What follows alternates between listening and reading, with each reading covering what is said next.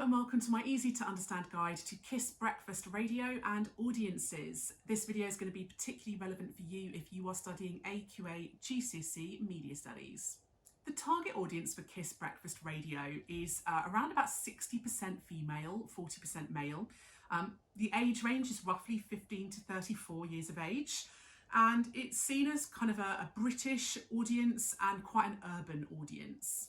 So the presenters that they choose for KISS Breakfast Radio are quite diverse, which perhaps attracts quite a diverse audience as well. They are quite light-hearted, quite entertaining, there's lots of humour, and they will often appear at events around the country as well. So for example, gigs, festivals, they'll be DJing particular parties or presenting on TV.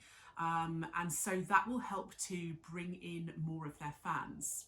KISS Radio also hold various branded events around the world in order to attract young, energetic, party-loving audiences.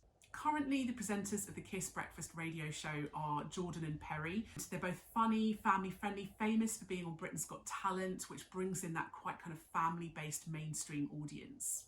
They've also got quite a big social media following as well, which helps to attract fans, particularly on things like TikTok.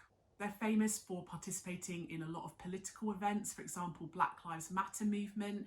And I think that kind of political standpoint will help to engage particular young Black audiences who will feel that they can relate to them and that they are going through similar issues in society. They also discuss a lot of events and issues that young audiences are going to be able to relate to, such as relationships, A-level results, and being bored in lockdown. The use of celebrity guests on the breakfast show as well will help to bring in more audiences too. It's worth noting as well that a lot of the celebrities that they invite onto the breakfast show come from ethnic minority backgrounds, and this might also help to engage those audiences. The presentation style on KISS Breakfast is very informal, it's very energetic, so it's lots of kind of high energy presenting, competitions, shout outs, talking, music, and it's big sense of humour, very casual, informal mode of address, and a lot of young audiences really like that. They feature a huge amount of entertainment-based content looking at celebrities, relationships, gossip, and lots of focus on things like reality TV. And this appeals to that very mainstream target audience. They'll also include particular sections about news and the weather, so providing audiences with a sense of information and education about the world around them. But they explain these issues in really simple, easy to understand ways. And this is going to appeal to young people who don't often want a lot of complicated political news information, but they'd rather have their information in bite-sized, simple chunks.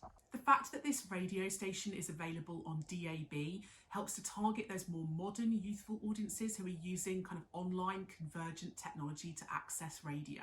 It's also available to stream online as well, which again reflects this kind of growing popularity amongst audiences for on-demand content. And the fact that you can listen later as well as access via the app helps audiences who want their content either on demand or on the move and being portable.